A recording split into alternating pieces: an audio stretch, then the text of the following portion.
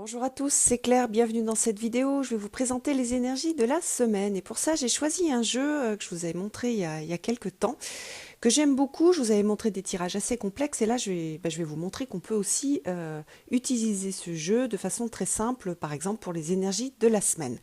Alors, ce jeu, il s'agit de l'Oracle des Celtes de Caitlin Matthews. Alors, on va regarder un petit peu les énergies pour la semaine prochaine. Première carte lundi, mardi. Et cette première carte, c'est la bergère. Alors, donc, on voit une bergère avec ses moutons. Donc, c'est la gardienne des moutons. On voit la croix de Brigitte. Donc, c'est sympa parce que le 1er février, on avait, c'était la fête d'Imbolc, donc qui est sous le patronage de Brigitte. Donc c'est le retour du soleil, le retour de la lumière. Alors qu'est-ce qu'elle raconte cette bergère au niveau des énergies de la semaine? Alors la bergère, donc elle garde le troupeau, elle le protège. Donc on a quelque chose du domaine de la protection, donc soit d'être soi-même protecteur vis-à-vis de quelqu'un, soit d'accepter de demander de l'aide et demander de la protection. Ça peut être aussi une notion de protection sur des projets. Donc quand on commence un projet, commencer à vraiment prendre soin du projet, à être attentif à tous les détails. Donc on a ça, que ce soit donc une protection qui vient de l'extérieur, une protection que nous on va apporter à quelqu'un ou à un projet ou à un rêve. On est vraiment sur le mot-clé, c'est garder, les gardiens en fait. Les gardiens, c'est ceux qui défendent donc ils sont là, oui, pour défendre. Donc des belles, comment dire, des belles énergies pour commencer, par exemple, de nouveaux projets ou pour commencer à mettre en œuvre des idées que vous pouvez avoir, ou juste pour prendre soin de ses enfants, des gens que l'on aime, même des gens qu'on peut rencontrer qui peuvent avoir besoin de notre aide, puisqu'on peut aussi être dans le rôle de la bergère ou du berger. Donc voilà, ça c'est pour lundi, mardi. Pour mercredi, jeudi, vendredi, on a le Tanest. Alors le Tanest, donc ça euh, c'est un comment dire, je connaissais pas, mais donc c'était le vice-premier ministre. Je pense qu'on dit tanaïste. Donc c'était le vice-premier ministre et c'était l'héritier du roi de son vivant qui était élu donc par les anciens de la tribu. Et l'idée, c'était d'éviter une lutte de succession en temps de guerre si jamais le roi décédait. Donc on est sur un mot-clé d'harmoniser, puisque c'était un facteur d'harmonie. On va élire un Tanaïs de façon à ne pas avoir de la disharmonie en cas de problème. Donc, sur ces 3 jours, on va être sur plusieurs notions. Le fait d'avoir quelque part une capacité, puisqu'on a été élu pour faire quelque chose, hein, le Tanaïste est élu. Donc on a un certain nombre de capacités, on est capable de faire des choses et on peut ressentir de la frustration parce que pour l'instant, on n'est pas mis à l'épreuve sur ces choses-là que l'on sait faire et on ne nous met pas devant cette... fait, quelque part, on n'est pas en train d'exercer le pouvoir, on est sur la retenue. Donc sachez que du coup, c'est juste, c'est pas le moment de devenir ce roi, de prendre en main les choses. C'est un moment de préparation.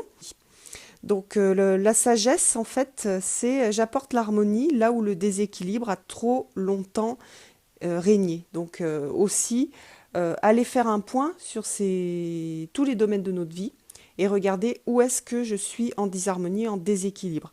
Dans mon domaine professionnel, dans mon domaine amical, dans mon domaine amoureux, avec mes enfants, avec mes voisins, voilà.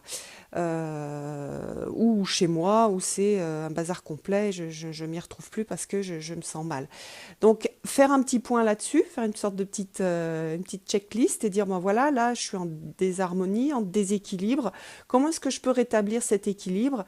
Quels sont les outils que j'ai à ma disposition pour rétablir cet équilibre? D'ailleurs, l'harmonie, c'est aussi une harmonie interne.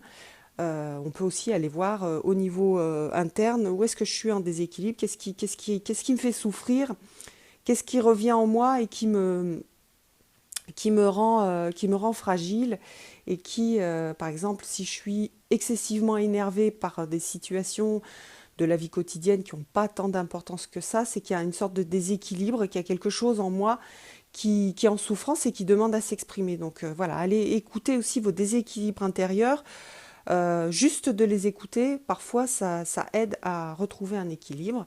Et après, on peut aussi faire un travail avec les cartes, un travail psychologique pour remettre comment dire, de la douceur, de l'équilibre, où on peut faire un travail avec quelqu'un. Voilà, donc deuxième carte pour ces 3 jours, mercredi, jeudi, vendredi, sous le chapeau de l'équilibre. Voilà. Alors, au niveau du week-end, on a, on a le conseiller. Alors, le conseiller, son mot-clé, c'est pas conseiller, c'est honorer. Alors, dans le livre, on a une notion de conseiller du roi qui va défendre l'honneur des lois ancestrales. Voilà, donc lui, il va exposer les voies de paix, les voies de guerre, et il sait gérer tous les domaines. Donc on a vraiment une idée de gardien, de défendre l'honneur des lois ancestrales. Les lois ancestrales, c'est aussi nos lois internes, c'est-à-dire nos valeurs, euh, les choses qui sont importantes pour nous et les choses à partir desquelles on va créer la vie. On n'a pas tous exactement les mêmes valeurs, donc c'est important déjà de connaître ces valeurs. Donc on a un travail à faire qui va être favorisé pendant le week-end sur quelles sont nos valeurs, qu'est-ce qui est important pour moi dans la vie. Parfois, on se laisse s'imposer en fait des valeurs de l'extérieur alors que c'est super important d'aller rechercher ses propres valeurs. Des valeurs, par exemple, ça peut être des valeurs de paix, ça peut être des valeurs d'entraide, ça peut être des valeurs d'intelligence, ça peut être des valeurs de créativité. Il y a un exercice qu'on fait en programmation neurolinguistique. C'est aller rechercher tout ce qui est important pour nous. Et puis, en fait, on tourne en rond en marchant, en faisant des 8, et on réfléchit, et on laisse venir tout ce qui vient sur les choses qui sont importantes. Donc voilà, la famille,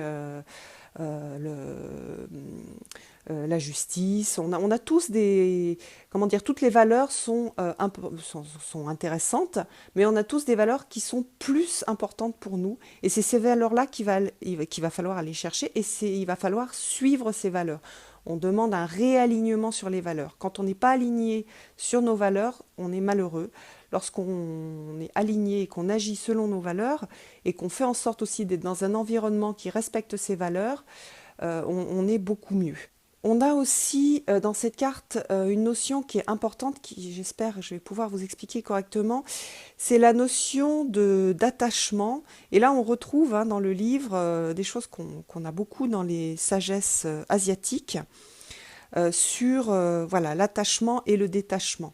C'est-à-dire qu'on est dans des sociétés où on est très attaché aux choses matérielles et aux gens. Et lorsqu'on perd par exemple une amitié, un amour, ou quelque chose, une voiture, une maison, de l'argent, ça nous rend extrêmement malheureux.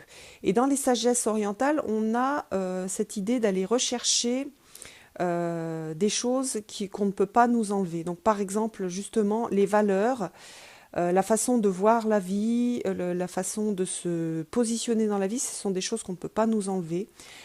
Et donc on a vraiment, c'est marrant, dans ce jeu qui est celte, cette idée de vraiment se regrouper, se recentrer sur des choses qu'on ne peut pas nous enlever, des choses qui nous appartiennent et que personne ne peut nous enlever. Donc nos croyances et justement nos valeurs et les choses que l'on défend, voilà, ce sont des messages pour sortir de l'attachement extérieur et de revenir à l'intérieur. Voilà.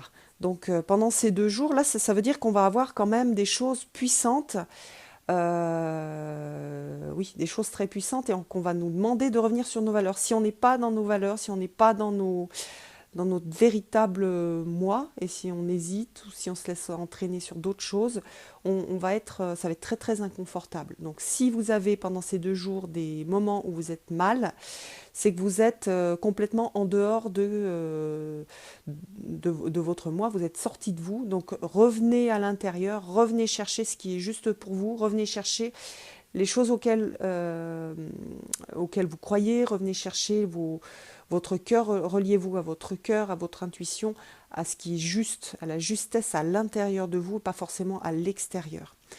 Voilà. J'espère que vous avez passé donc une très belle semaine et puis je vous donne rendez-vous pour une prochaine vidéo. À bientôt.